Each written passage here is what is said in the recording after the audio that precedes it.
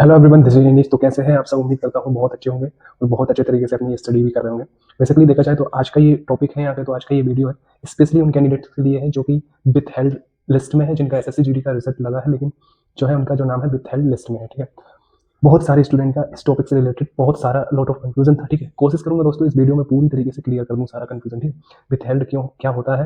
हालांकि मैं इसके ऊपर पहले भी वीडियो बना चुका, लेकिन इसमें और अच्छे तरीके से समझाने का प्रयास करूंगा ताकि आप सभी कैंडिडेट समझ सके कि वास्तव में विथ हेल्ड क्या होता है और कौन से रीजन है जिनकी वजह से हम बाहर हो सकते हैं और कौन कौन से रीजन है जिनकी वजह से हम अंदर रह सकते हैं। ठीक है, इन तक जरूर देखना इस वीडियो को।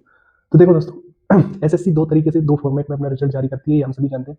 एक जिन कैंडिडेट्स के ऊपर सस्पेक्ट होता है, सस्पेंशन होता है, उन कैंडिडेट को कुछ समय के लिए होल्ड कर लिया जाता है और एक डायरेक्टली उनको ज्वाइनिंग दे दी जाती है। ठीक है, तो विथ हेल्ड का मतलब ये होता है कि किसी भी तरीके का उनको सस्पेक्ट है कुछ टेक्निकल इशूज की वजह से, कुछ फिजिकल इशूज की वजह से, जिनकी वजह से आपका रिजल्ट रोक दिया है, लेकिन आपका फाइनल लिस्ट में नाम तो आ चुका है लेकिन उसको रोक दिया गया है। ठीक है, अब देखो दोस्तों, अब ये दो कारण होते हैं, पहला टेक्निकल इशूज, दूसरा फिजिकल इशूज।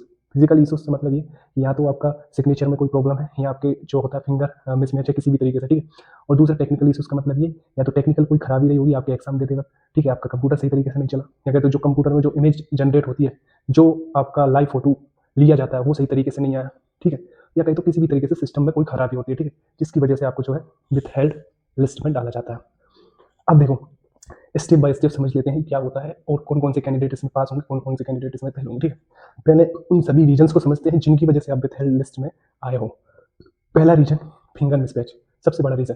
यानी कि जब आपका मेडिकल हुआ, जब आपका पेपर हुआ, ठीक है, तब आपने जो फिंगर लगाया था उसमें किसी भी तरीके से अंदर आता है, डिफरेंस आता है, तो फिर क्या करती है एसएससी, फॉरेंसिक लैब भेजती है।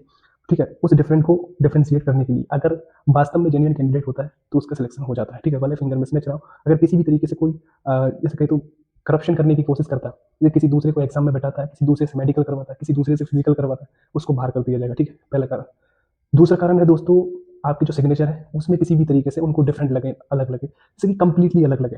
किसी का आपने मेडिकल के टाइम पे कुछ और किया, फॉर्म भरते टाइम कुछ और किया। ठीक है, इस प्रकार से कोई उनको बहुत बड़े लेवल पे जाके डिफरेंट लगे, फिजिकल के टाइम पे कोई और सिग्नेचर किया तो आपको बाहर कर देंगे। ठीक है, हाँ, थोड़ी बहुत अगर गलती हुई है, जो फोरेंसिक एक्सपर्ट जो होते हैं वो सही तरीके से चेक कर लेंगे वास्तव में इनसे गलतियां हुई है या नहीं हुई है। ठीक है, दूसरा कारण ये है।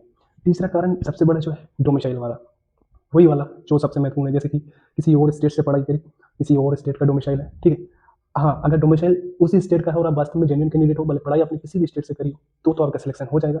अदरवाइज अगर आप रहते किसी और राज्य में हो और डोमिसाइल किसी दूसरे राज्य का है, उस राज्य से अगर आपने फॉर्म अप्लाई किया है तो आप कंप्लीटली बाहर हो जाओगे। ठीक है, ये एक रीज़न है।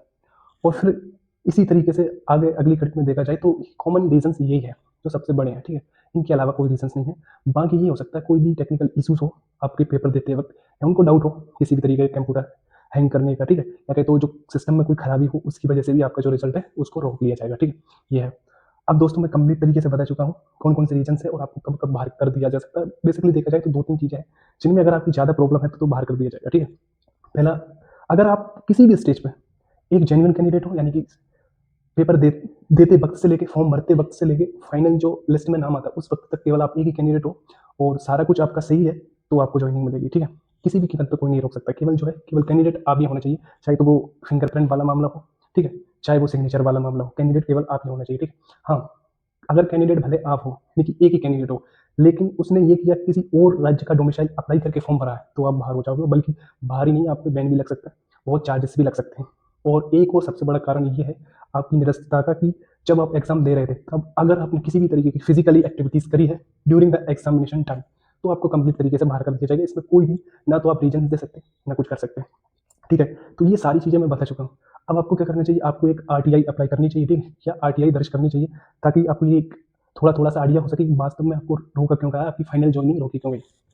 आरटीआई में यही पूछना कि मेरी जो फाइनल ज्वाइनिंग होनी थी वो रोकी क्यों गई है। ठीक है, इसके पीछे का रीजन बताओ। ठीक है, आरटीआई में आप यही पूछना। ठीक है, आप एसएससी हेल्पलाइन नंबर पे भी कॉल कर सकते हो। ठीक है, वो भी तरीका है, या कहीं तो अपना पास का जो भी एसएससी का जोन हो वहाँ पर आप विजिट कर सकते हो। ठीक है, उससे डायरेक्टली आप पूछ सकते हो। ठीक है, लेकिन अगर आप वास्तव में सच्ची ईमानदार मतलब खुद ही कैंडिडेट हो तो आपको इंतजार करना है। इस प्रोसेस में 6 महीने से लेकर 1 साल तक का समय जरूर लगेगा, लेकिन आपकी ज्वाइनिंग जरूर होगी अगर आप भाई कैंडिडेट हो तो।